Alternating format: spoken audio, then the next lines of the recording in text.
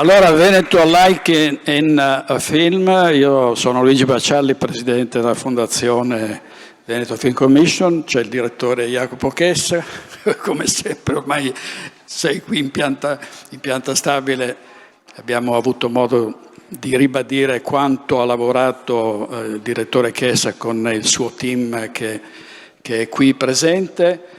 Parliamo di colline di Conegliano, del Prosecco, Conegliano e Valdobbiadene e del delta del Po, perché è giusto che in questi territori arrivino le produzioni, ci sia proprio il maggior numero di set possibili e proprio l'audiovisivo, tutte le produzioni possibili.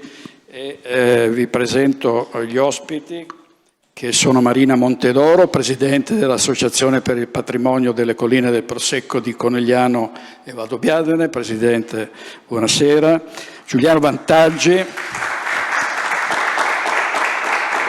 Buonasera.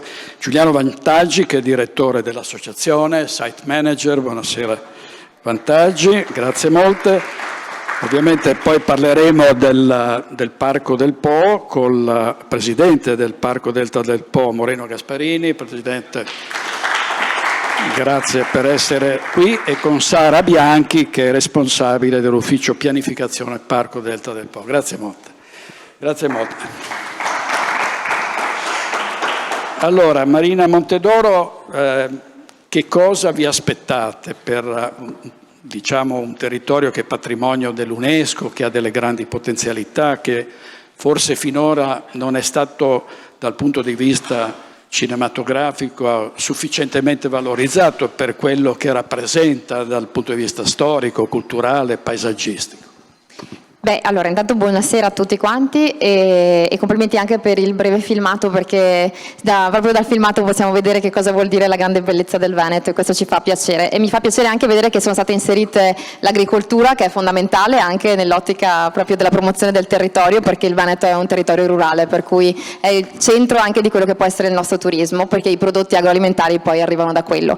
E cosa ci aspettiamo noi come colline? Sicuramente ci aspettavamo un 2022 che ci potesse riportare ai livelli del 2019, e devo dire che i dati ci confortano in maniera anche abbastanza significativa, perché i 29 comuni dell'area, diciamo, dell'Alta Marca, quindi di quelli che fanno parte poi della core, della buffer e della commitment zone della nostre colline del Prosecco e di Conegliano e Valdobbiadene, nel 2019 chiudevano con presenze intorno al 1.050.000 persone.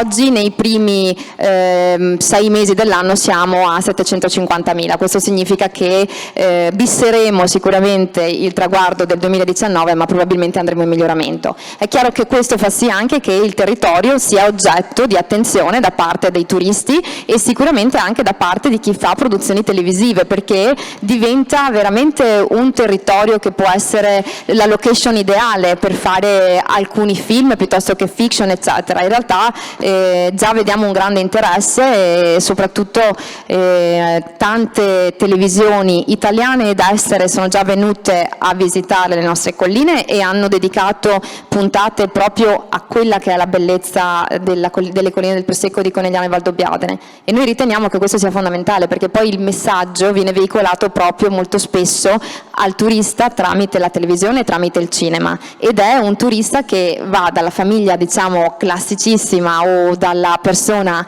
single o dal ragazzo invece magari al turista alto spendente, per cui diventa importante proprio per creare il legame col turista. Abbiamo tantissime opportunità che vanno sfruttate. Bisogna anche dire che Regione Veneto sta dando una grande mano, e il fatto, per esempio, voi lo sapete meglio di me, di aver destinato 10 milioni di euro su attività appunto di produzione televisive, cinematografiche, eccetera, che vedano il Veneto come al centro di quella che è poi anche l'attività, valorizza sicuramente il nostro territorio, per cui è importantissimo anche avere delle politiche che affianchino noi nel nostro lavoro di valorizzazione. Ecco, ricordo che il Presidente Zaia ha davvero un chiodo fisso, che è quello di portare una grande produzione televisiva o comunque che porti l'immagine delle colline del Prosecco nel mondo. Quindi noi come Film Commission cerchiamo di muoverci proprio non solo per portare produzioni nelle grandi città del Veneto, alcune tra l'altro già molto frequentate da registi, produzioni, eccetera, ma anche in territori come i vostri. Io adesso mi ricordo, finché c'è Prosecco, c'è Speranza, è stata comunque è uno dei lavori che ha portato l'immagine altrove. E poi vorrei anche dire che bastano delle riprese dal cielo durante il Giro d'Italia, mi hanno detto alcuni albergatori che conosco, per dare subito una spinta enorme, no? La gente non ha presente quanto sia bella, perché si parla di tante altre zone dell'Italia, ma questa è un po' meno conosciuta. Beh, questa sicuramente è nata, come vi dicevo prima, ma in realtà un po' come tutto il Veneto, come zona rurale, quindi destinata all'agricoltura, in questo caso alla viticoltura, quindi non come può essere in Toscana, dove effettivamente è stato fatto un lavoro anche di racconto del territorio sulla base di quella che poi è anche la produzione vitivinicola. Noi ci siamo arrivati magari più tardi, però in una delle zone che oggi in assoluto ha superato le altre, perché avere un riconoscimento come quello appunto di essere inseriti all'interno della lista dei patrimoni dell'umanità ci dà un valore aggiunto in più, perché io lo ricordo sempre, se il primo logo più conosciuto al mondo è quello delle Olimpiadi, e aspettiamo con ansia Cortina 2026 perché sarà anche quello un volano straordinario per il nostro territorio, per tutto il Veneto, a partire dall'acqua, diciamo, quindi da Venezia fino ad arrivare a Cortina, passando per le colline del Prosecco di Conegliano e Valdobbiadene, ma in realtà oggi veramente c'è un'attenzione straordinaria a quello che è un territorio che può dare non soltanto bellezza ma anche produzioni agroalimentari tipiche, quindi legare il territorio a ciò che in realtà è l'economia della zona e a quella che è anche l'arte, la cultura, e sicuramente il cinema fa parte di quella fetta fondamentale di cultura, e noi in Veneto abbiamo la fortuna di avere la Mostra del Cinema, che è un momento internazionale straordinario che può essere sicuramente avvicinato anche poi, come diceva lei, al Giro d'Italia. Noi abbiamo la fortuna di veder passare il Giro d'Italia praticamente ogni anno dalle nostre colline del Prosecco, perché abbiamo il Ca del Poggio, che è sicuramente uno dei punti più importanti per i ciclisti. Ciclismo che è uno sport che tra l'altro ha un valore straordinario in Veneto, sia per gli hobbisti che per gli atleti, per cui questo diventa veramente un link fondamentale, ed è la ragione per cui ci abbiamo tenuto così tanto, e ringraziamo Regione Veneto per questo, per essere presenti proprio qui alla Mostra del Cinema, da un lato con il Triathlon della Grande Bellezza, che ci ha consentito proprio di unire questi tre siti che un giorno, per quando arriveremo a Cortina 2026, dovranno veramente portare un grande valore aggiunto, quindi Venezia con le colline e Cortina, attraverso tre sportivi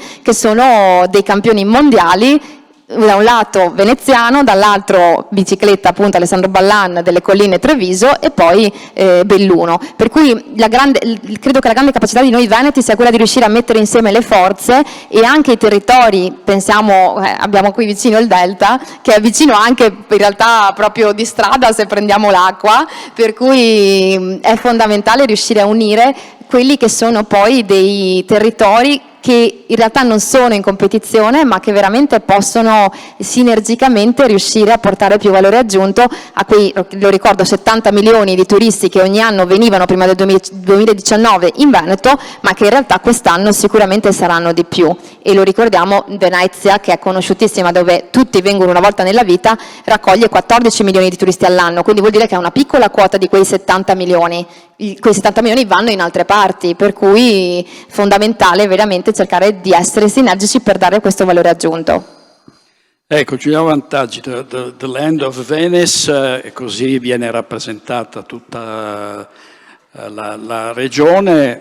Ricordiamo che il turismo è il cardine dell'economia del Veneto, salvo quel disastro che c'è stato, diciamo, durante la pandemia, ma adesso si sta riprendendo. Venezia è di nuovo, e non solo Venezia, insomma abbiamo visto, questa è stata un'estate, rispetto alle previsioni più pessimistiche, un'estate di grandi fatturati, o comunque di un flusso turistico più che soddisfacente. Per aumentare l'interesse così, e per fare squadra, perché sentivo anche prima il CNA diceva dobbiamo fare sistema, dobbiamo collaborare. Poi però in Veneto, io sono qui da diversi anni, lo si dice sempre, ma è difficile, no? È ancora difficile. Come si fa a fare rete, come diceva la Presidente? Il sistema è la cosa più importante in assoluto. Noi come Colline del Prosecco cerchiamo sempre di coinvolgere tutti quanti e soprattutto di partire da 3 aspetti fondamentali. Il turismo è il cardine, ma se ci pensate anche la formazione è importantissima. Noi dobbiamo già iniziare dalle scuole a spiegare cosa vuol dire essere patrimonio dell'umanità e cosa vuol dire anche accogliere il turista di domani.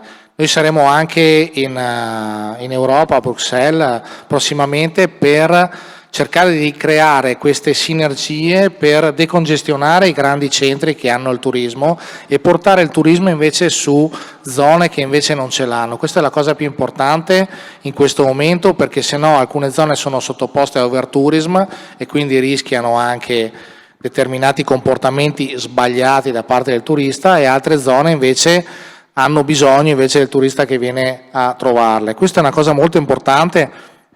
Lo stiamo facendo da molto tempo, cerchiamo di creare canali, per esempio quello che ha narrato la mia Presidente è importantissimo, Venezia, Colline Prosecco, Dolomiti, sarà importantissimo per il 2026, ma dobbiamo veramente creare una sinergia globale intanto dei siti UNESCO della regione, perché viviamo nella regione più bella del mondo e ce ne dobbiamo rendere conto. E poi perché comunque oggi UNESCO è un marchio riconosciuto da tutto il mondo e quindi il turista che viene a trovarci è un turista che è attento, esigente e che arriverà a trovarci sempre con maggiori richieste puntuali e precise. Ecco, tante location, avete un'idea di che cosa si può proporre concretamente a chi vuole fare una serie televisiva, un film, no? Abbiamo girato anche col direttore Chesa ultimamente con un produttore di Los Angeles e sorridevamo per un aspetto perché voleva vedere i colli con le viti, la viticoltura eroica, e alla fine abbiamo chiuso a Vittorio Veneto ed è rimasto ammaliato da Serravalle. Quindi noi abbiamo talmente tante opportunità per carpire l'attenzione di produttori, registi e diciamo attori del cinema, che è fondamentale. Tra l'altro io ricordo che le colline erano famose già negli anni 60 perché l'altro anno avete fatto i 100 anni di Rodolfo Sonego. Rodolfo Sonego aveva una casa a San Pietro di Feletto e ci sono le storie che narrano di Mastroianni, la Loren che arrivano e che rimangono lì perché era ancora una dimensione a misura d'uomo, quindi andavano ancora dall'ortolano al fruttivendolo. E lo stesso Mastroianni diceva sempre che un posto così bello non è facile da trovare. Ma infatti c'è da prevedere che davvero aumenti il numero delle produzioni. Noi siamo attivi molto su questo fronte. Tra l'altro dicevamo stamattina con Jacopo, Love in the Villa, per dire l'impatto che hanno i film che è stato girato grazie anche alla Regione del Veneto e sostenuto dalla Regione del Veneto e dalla Film Commission a Verona, risulta essere il film più visto l'ultima settimana Netflix è il film più visto e quindi è un grosso e anche come dire, di buon auspicio per tutto quello che verrà. Poi tra l'altro noi portiamo, a volte ci sono produzioni che sono in altre regioni e quel signore lì riesce a portarle in Veneto, no? Dall'Alto Adige a San Vito di Cadore. Quindi facciamo anche questo. Saluto, perché lo vedo lì tra il pubblico, il consigliere regionale Tommaso Razzolini, che è consigliere regionale oggi qui a Venezia ed è stato vice sindaco di Valdobbiadene, per cui diciamo è proprio doc.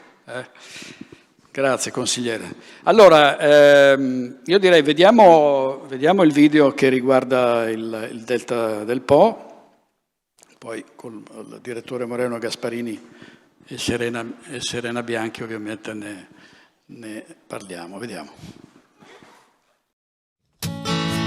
Ciao, benvenuti nella mia terra, la riserva di biosfera del Delta del Po. Io sono Giada. Io sono Chiara. Fecchio. Ciao a tutti, io sono Claudio. Siamo la terra del fiume, del mare e del vento, che unisce il Veneto e l'Emilia-Romagna. Il delta del Po è un'area incontaminata. Siamo mediamente sotto i 2 metri, 2 metri e mezzo sotto il livello del mare. Da lì si capisce che se non ci fosse stata l'opera dell'uomo probabilmente noi manco ci saremmo qua. Una terra antica e sempre nuova, senza confini perché in continuo mutamento. La terra più giovane d'Italia. Il Delta del Po è la mia terra e le mie origini. È natura, è prodotto tipico. È una bellezza, è un rilasciamento totale mentale. È un territorio che si presta molto al turismo naturalistico. La mia riserva di biosfera è orgogliosa di condividere.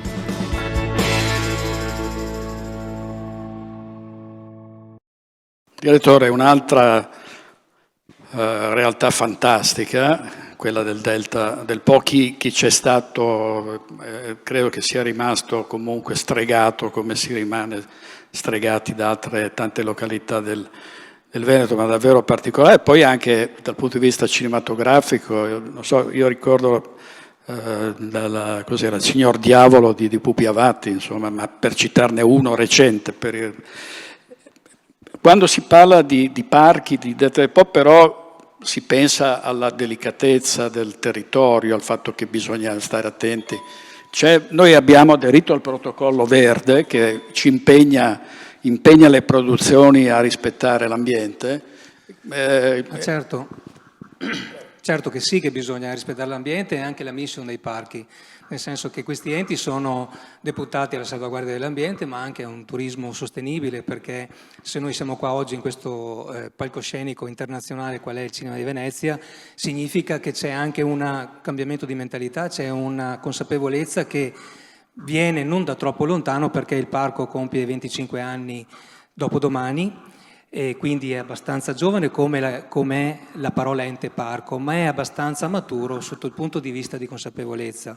All'inizio, devo essere sincero, le altre generazioni, le prime genti che hanno vissuto questo cambiamento sono state persone che hanno avuto un po' la paura dei vincoli, un po' la paura di quello che poteva essere: adesso c'è il parco, non possiamo né pescare né fare agricoltura, fare reddito con l'agricoltura. Nel tempo poi si è capito che esisteva un terzo settore, che era quello del turismo. Abbiamo capito, come diceva la Presidente prima, ma chi mi ha preceduto, che mettere insieme oggi tutte quelle che sono le peculiarità di un territorio, nella giusta misura, nella giusta predisposizione verso l'esterno, quindi verso il mondo intero, è un valore aggiunto. Il turismo a livello internazionale può essere la nostra domanda, come lo è anche nelle colline, come si è sentito prima del Prosecco. Perché? Perché oggi abbiamo visto anche dopo Covid che ci ha portato verso una consapevolezza verso l'ambiente, verso quello che è la vacanza slow, verso quello che è la ricerca del prodotto in un territorio, piuttosto che mangiare la cotoletta milanese nel Delta del Po. Oggi si vuole, a casa di qualcuno che sia, si vuole mangiare territorio, si vuole conoscere territorio. Territorio vuol dire cultura. Questo è un tavolo di cultura, quindi oggi siamo anche qui per proporre, come lei ha accennato prima, ma non solo i registi che lei ha accennato, ma tanti altri che hanno colto quei scenari, quegli orizzonti, quei tramonti, l'alba spesso è con i fenicotteri rosa e con tutto quello che è la peculiarità non solo nel vedere ma anche nel respiro di queste valli, di questo Delta del Po. Sono comunque prodotti, noi diciamo da vendere, ma da vendere nel senso giusto. Oggi è un tavolo di concertazione che va a proporre degli ambienti dove sono palcoscenici già fatti, sono delle location già fatte, sono dei scenari già pronti per essere portati, ma non solo la Sacca di Scardovari o l'Isola dell'Amore o altre location che possono essere già pronte per costituire quello che può essere la trama di un film, come è stato già fatto, come speriamo tutti che sia in futuro anche più percepito, ma anche più conosciuto e quindi anche più, tra virgolette, sfruttato, ma nel senso buono. Noi dobbiamo sempre avere, come si è accennato all'inizio, dobbiamo sempre avere la misura. Quando parliamo anche di presenze turistiche, noi quest'anno penso chiudiamo 1.200.000 con le spiagge che sono la grande forza sotto l'aspetto delle presenze turistiche, del turismo balneare, con Rosina Mare, Barricate, Porto Levante. Però noi dobbiamo essere, come abbiamo detto all'inizio, siccome siamo tutori di un territorio con un equilibrio fragilissimo, dobbiamo anche essere consapevoli che dobbiamo fare qualità nel turismo. Facendo qualità nel turismo possiamo proporre quello che oggi noi stiamo raccontando e presentando. Ecco, io diciamo, da giornalista a volte penso che la si debba un po' smettere di ricordare soltanto la grande alluvione del 51, perché insomma, ormai sono passati tanti anni, e parlare invece del Delta del Po, del Polesine. Sono sempre zone un po' abbandonate dalla comunicazione, no? La Presidente, tra l'altro, so che ha fatto un tour della Valdobbiadene con i giornalisti e io credo che sia giustissimo farlo, perché poi escono tanti articoli. Voi avete iniziative di questo tipo? Ma noi parto da una parola che lei ha detto giusta, che è nel cuore di tutti noi, nella storia e nella mente, l'alluvione. Però io spesso quando mi incontro con i nostri colleghi sindaci, ma anche i stakeholder, i portatori di interesse di questo territorio del Delta del Po, che non è piccolo, non è poco come estensione, abbiamo vissuto nel 51, abbiamo vissuto 70 anni fa, abbiamo vissuto l'alluvione che è stata devastante, che è stata molti passi indietro sotto il punto di vista di progresso, ma anche di economia territoriale. Però vogliamo anche, io lo dico, l'ho iniziato a dire da sindaco prima che da presidente dell'ente parco, voglio dire, non dobbiamo dimenticare oggi il lavoro di salvaguardia delle acque del Po, perché noi siamo a ridosso del Po, è importante, ma voglio buttare alle spalle, non nella memoria, ma nel modo di operare, nel modo di agire verso quello che è turismo, verso quello che è indotto economico. Buttare questo, perché altrimenti se rimaniamo gli alluvionati del Polesine non va bene. Dobbiamo mettere da parte questo senza dimenticare, perché i giovani non sanno cosa vuol dire, cosa i nostri genitori hanno passato. Quindi la memoria serve, ma serve per guardare avanti, per una proiezione futura che sia migliore. Sotto il punto di vista di promozione turistica stiamo lavorando con lo strumento dell'OGD, che tutti noi sappiamo cos'è, che è uno strumento che crea una governance a livello territoriale per mettere insieme pubblico e privato per poter creare quella filiera di promozione turistica che è legata non solo all'ombrellone e al lettino, ma è legata anche a quello che è la promozione del prodotto interno, che è quello del prodotto tipico che va messo sul tavolo, non dimenticando la ricezione turistica e sempre comunque la bicicletta, perché noi siamo in piano e spesso, volentieri, proponiamo la bicicletta come posso dire, come alternativa, ma soprattutto come anche visitazione esperienziale del Delta del Po. Ecco, non so se sono andati nel frattempo gli spot di cui parlavate, non so se sono questi, no? Sara Bianchi. Ecco, senta, la pianificazione, qual è l'obiettivo della sua funzione, in sostanza? Mi riallaccio un po' a quello che chiedeva prima, se facciamo anche noi degli educational per giornalisti, per far scoprire il territorio, assolutamente sì, negli ultimi anni ne abbiamo fatti moltissimi, stiamo accompagnando tra l'altro in questi giorni anche delle troupe televisive, sia la BBC che la RAI, perché continuiamo ad essere in qualche modo sotto l'attenzione delle TV e anche diciamo delle notizie che corrono velocissime. Quest'anno purtroppo per il problema di siccità che c'è stato sul Po, quindi a maggior ragione insomma si è visto più volte, ma l'attenzione sappiamo negli ultimi anni è rivolta verso una particolare cura, attenzione anche da parte del turista per quello che è l'ambiente, quindi un turismo diventato molto più sostenibile di quanto magari non lo fosse una decina d'anni fa, e uno degli scopi, degli obiettivi della pianificazione di un parco e di una riserva di biosfera di conseguenza è proprio quello di volgere verso uno sviluppo sostenibile. Riserva di biosfera è un nome che a volte sembra un po' astratto, ma devo dire che è molto molto concreto sul territorio. È un riconoscimento che UNESCO dà nel momento in cui c'è un forte rapporto di appartenenza e di impegno da parte di tutti gli attori locali, quindi stiamo parlando degli operatori, stiamo parlando di le associazioni, stiamo parlando anche delle amministrazioni, quindi dei comuni, degli enti pubblici, che tutti insieme si impegnano per uno sviluppo sostenibile di un territorio.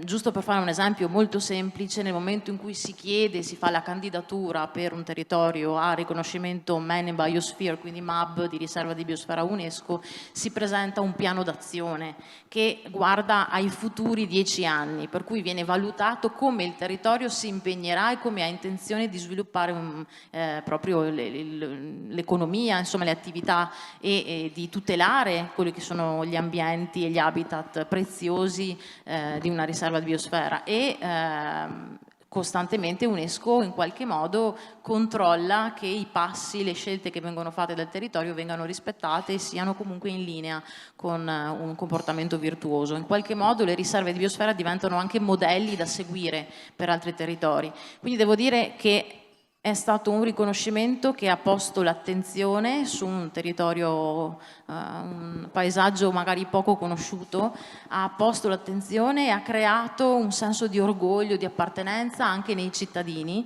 che magari prima lo vedevano un po' sfortunato, legato appunto a questi ricordi dell'alluvione, insomma. Dobbiamo comunque tenere presente che anche come lo diceva il video c'erano appunto alcuni operatori locali che parlavano in prima persona del territorio, perché ricordiamo man and biosphere vuol dire proprio uomo e biosfera, quindi l'uomo, la presenza dell'uomo, il suo impegno anche del singolo cittadino è fondamentale per il progetto UNESCO di riserva di biosfera e proprio come lo ricordavano loro è un territorio nostro che si è creato grazie all'uomo.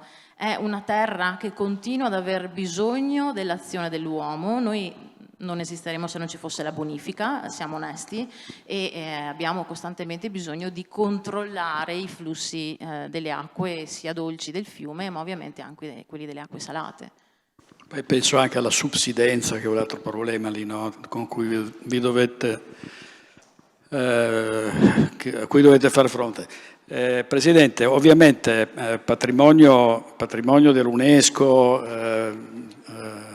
torno al Presidente Montedoro, patrimonio dell'UNESCO, la possibilità, anzi la certezza che con gli anni aumenterà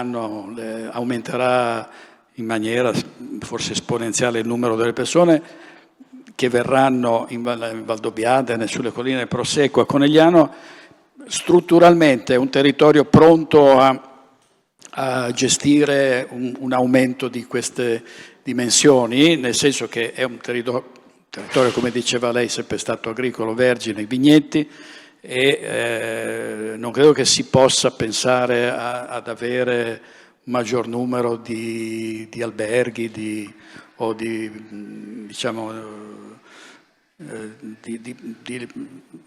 strutture ricettive, no? Perché non lo si può, non credo che si possa prevederlo, no? Quindi come si fa?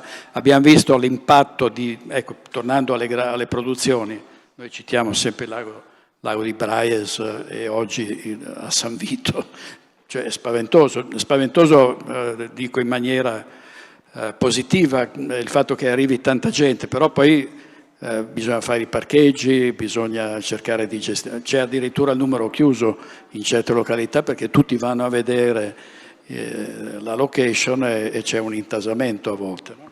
Sì, beh, assolutamente ogni territorio che viene valorizzato evidentemente deve fare i conti anche con quelle che poi sono le infrastrutture e questo vale tanto per il Delta del Po quanto per una città oppure le colline del Prosecco. E prima diceva il mio direttore che, il presidente del Delta diceva appunto che all'inizio quando siete diventati MAB in realtà c'era diffidenza, no? Perché tutti dicono ci sono dei vincoli, è assolutamente vero perché nel momento in cui tu diventi patrimonio dell'umanità hai dei vincoli importanti che sono legati proprio anche a quella che è la vivibilità, la viabilità e quindi la pressione che poi il turismo può portare. Però sono dei vincoli che per contro ti danno anche un grossissimo volano economico e di valore aggiunto, per cui quello che stiamo cercando di fare è sicuramente fare un lavoro perché si comprenda quanto importante è avere questo riconoscimento. Dall'altro invece cercare di trovarci pronti nell'arco di quelli che poi saranno i prossimi 5 anni, ma vediamola nell'arco dei 10 perché sicuramente anche Cortina 2026 ci porterà un impatto importante in termini di presenze, perché è chiaro che noi siamo alla fine a un'oretta e un quarto da Cortina e quindi diventerà sicuramente una meta importante, ma lo diciamo prima anche Venezia, perché il Veneto poi è l'unica regione che consente in 2 ore e mezza di fare mare, collina, pianura e montagna, quindi sicuramente questo sarà importantissimo durante Cortina 2026 e noi dobbiamo essere pronti sicuramente per quella data. E lo saremo perché un punto primo perché già abbiamo avviato un mese fa un progetto, perché noi siamo nella zona del Prosecco di Corignano Valdobbiadene, una zona che sicuramente è già sottoposta a un'importante pressione da un punto di vista anche di trasporto, in questo caso dell'uva quando c'è la vendemmia, ma non soltanto, anche poi delle bottiglie eccetera, e sicuramente quindi questo problema già si vive, perché molto spesso su delle stradine che sono particolarmente piccole passano dei camion e quindi creano disagio, lo creano tanto al turista quanto alla popolazione, perché poi non dobbiamo dimenticarci che in realtà dobbiamo anche tutelare la popolazione, non soltanto il turista. Questo è fondamentale, perché se poi ci manca la popolazione evidentemente poi non manuteniamo quello che è un bene che poi invece viene venduto tra virgolette per essere attrattivo. Chiaro che abbiamo pensato di mutuare poi, perché io penso che copiare è brutto, ma cercare di mutuare le cose fatte meglio dai nostri predecessori sia fondamentale, perché a volte non serve inventarsi niente, basta semplicemente vedere cosa hanno fatto i vicini, se l'hanno fatto bene e cercare di fare come hanno fatto loro. I nostri colleghi del ROR e delle Langhe si sono, proprio perché avevano questo problema, si sono inventati tra virgolette una piattaforma che fosse leggermente esterna a quella che poi è la core zone, quindi l'area di interesse di UNESCO, e quindi questo ha consentito di veicolare proprio il traffico pesante su quelle piattaforme, ed è quello che noi cercheremo di fare appunto sulle colline del Prosecco di Corignano Valdobbiadene. Questo è un primo passo. Poi sulla parte di accoglienza, lo diceva lei, certo noi non possiamo pensare di metterci a fare alberghi alti 20 piani, perché non è certo la zona ideale, e invece quello che stiamo facendo, e nel 2023 concluderemo con il piano di gestione, è la schedatura degli edifici rurali, che in realtà in gran parte sono di proprietà privata e in parte sono di proprietà demaniale o comunale, e che oggi sono abbandonati, che quindi vanno assolutamente risistemati, ristrutturati, con chiaramente stando attenti anche a quelli che sono i vincoli paesaggistici, per poter diventare proprio un'accoglienza diffusa, che quindi consentirà anche di non avere quella pressione e anche quell'imbruttimento che deriverebbe poi da degli hotel che non sono sicuramente l'obiettivo che noi abbiamo in un'ottica di sviluppo sostenibile dell'area. Quindi insomma tipo agriturismi, casolari che vengono ristrutturati, ecco, per non... Assolutamente, e ricordo che soltanto 2 mesi fa è stato pubblicato proprio dalla Regione, dall'assessorato alla cultura, un bando per ristrutturare case rurali, proprio che aveva e ha l'obiettivo di sistemare quelle che sono poi delle ex magari magazzini, ex stalle, perché ce ne sono tante sulle colline del Prosecco, perché come si diceva prima, oggi c'è la viticoltura, c'è stata negli ultimi 300-400 anni, ma prima c'era anche altro, per cui abbiamo spesso presenza di piccole strutture rurali che sono abbandonate e che invece vanno valorizzate. Lo potrebbero essere proprio diventando dei piccoli luoghi dove poter fare accoglienza e dove poter dormire inseriti in un contesto particolarmente gradevole, che è quello naturale tra il bosco e la vigna. Tanto pensavo alla Piedemontana, che sarà conclusa nel 2023, manca il casello di Spesiano, quello servirà molto a veicolare il traffico che arriva diciamo da Milano, insomma dalla Lombardia. Vantaggi. Poi certo a Cortina per esempio io ho seguito un po' la questione delle Olimpiadi, ci sono comprensibili polemiche per la pista del bob, e anche lì si vedrà però poi ci sono dei vantaggi anche proprio riguardo alla viabilità. A Cortina in centro passa il traffico pesante, è una cosa incredibile, cioè se uno va in Alto Adige, anche il paese più piccolo ha delle bretelle, per cui sono strade, tra l'altro che il traffico non lo vedi perché hanno scavato, no? Per cui e i centri cittadini sono liberi. La variante di Cortina prevede che questo avvenga finalmente anche lì nella cosiddetta perla delle Dolomiti. Però la domanda è: gli imprenditori che a Cortina per esempio sono molto fiduciosi in tutto questo, comunque puntano su questa operazione Olimpiadi, Conegliano Valdobbiadene, che apporto possono dare a questo intervento per rilanciare in maniera adeguata la vostra zona? Ma sta arrivando già questo processo di trasformazione e gli imprenditori stanno già recependo l'occasione al volo, perché l'altro anno già 82 richieste di nuova apertura di locazioni turistiche bed and breakfast e agriturismo, e quest'anno siamo già oltre le 50. Vuol dire che questi casolari da riqualificare sono molto appetibili e molti imprenditori hanno voluto veramente arrivare nel mondo del turismo con strutture molto piccole, come diceva la mia Presidente, che è la cosa più importante ed è quello che vuole il turista oggi, essere proprio una struttura molto piccola, coccolato e in un paesaggio patrimonio dell'umanità. Qui gli imprenditori da noi veramente hanno preso l'occasione al volo, c'erano già imprenditori illuminati che erano partiti, mi viene in mente Castelbrando che ha riqualificato un castello, però veramente ne stanno arrivando moltissimi e ultimamente nei centri, però non nelle colline, a Pieve di Soligo arrivano anche grossi investitori per fare per esempio un hotel, però nel centro della città e non nelle colline. Questo è importante. Presidente Gasparini, voi cosa rispetto agli interventi così regionali vi aspettate qualcos'altro? Cioè di cosa avreste bisogno dal punto di vista delle istituzioni, insomma della Regione in particolare? Ma con la Regione stiamo lavorando bene, la Regione ha una governance di lungimiranza su questi fronti. Non vorrei ripetermi sul fronte e sull'obiettivo di quello che sarà e deve essere la fisicità. L'ha detto il Presidente e il Direttore prima del Prosecco che non dobbiamo creare degli hotel a 400 stanze in aree così protette e in aree così delicate. Primo perché c'è un aspetto ambientale che va salvaguardato ed è paesaggistico anche. Secondo perché giustamente, come ha detto il collega, è un format che il viaggiatore, il turista oggi vuole. Strutture piccole, fondamentalmente che fanno parte di un concetto visivo di un territorio. Perché voi pensate nelle colline del Prosecco, nel delta del Po, un albergo quadrato, 400 stanze o 500 stanze, stona. E dico stona per dire poco. Quindi il format, il modello giusto è quello della riqualificazione di quello che c'è già. E quello che c'è già spesso mantiene, sotto il punto di vista anche di linea di finanziamento, ma anche di indotto del territorio, mantiene, come da noi si dice, mantiene i figli a casa.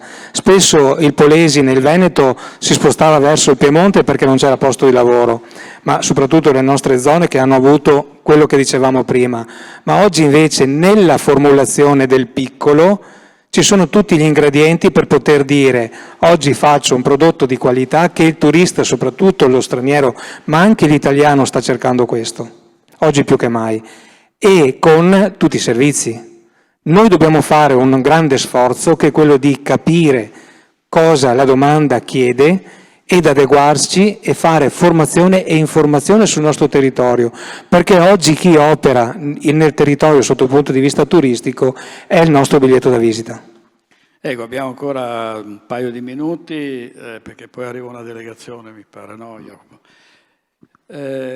Sarebbe anche, poi è anche, credo, cioè l'arrivo di produzioni importanti, che siano straniere, italiane, è anche un volano per l'economia, no?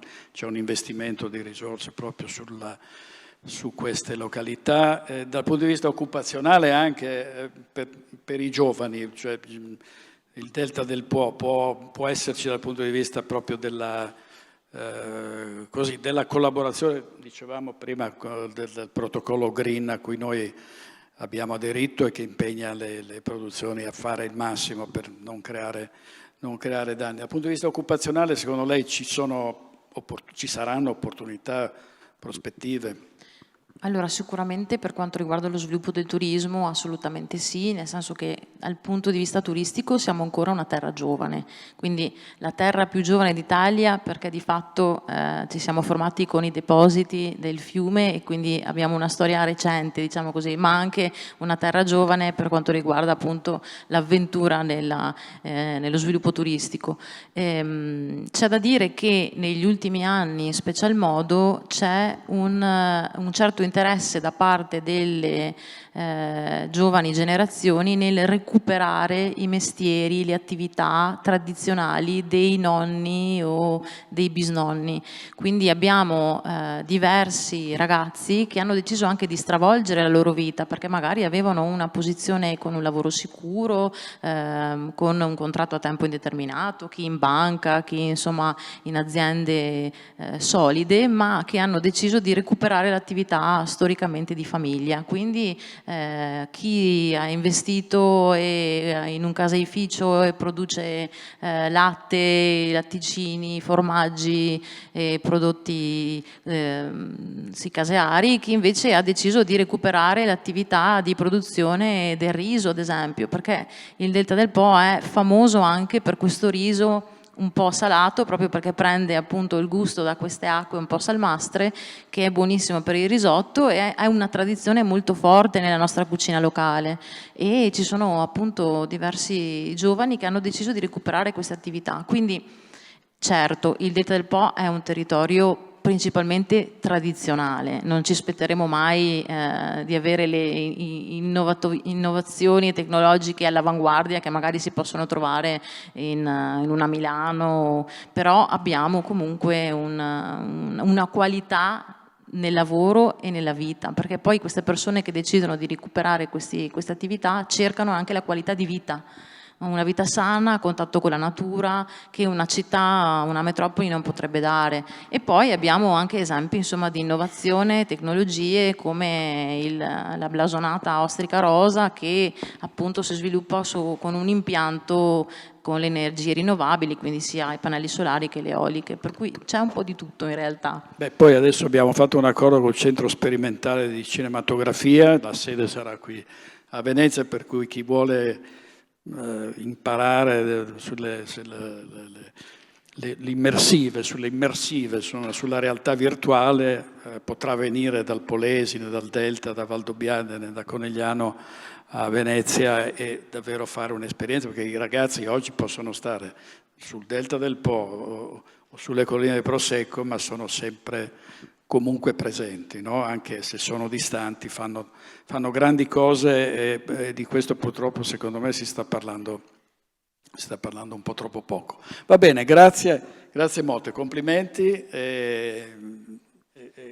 Jacopo adesso si scatenerà le sue truppe che verranno dalle vostre parti, perché so che